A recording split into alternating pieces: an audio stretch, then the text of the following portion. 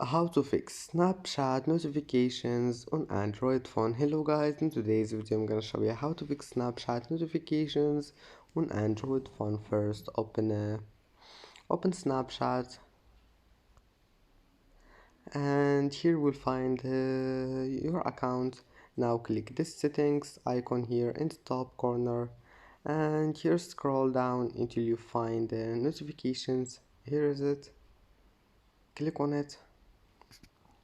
And as you see here, you can manage Snapchat notifications. You can disable it or you can enable it again if you want. It's easy, just by one click, and you can manage anything you want. Here mentions and friends birthdays, and that's it. If that doesn't fix your problem, you can just go to settings and then apps and apps again, and here you will find your installed applications. Now just select Snapchat and then click permissions, and not permissions, I mean notifications, and here you can manage it from Snapchat settings, and that's it. Don't forget like, and see you in the next video.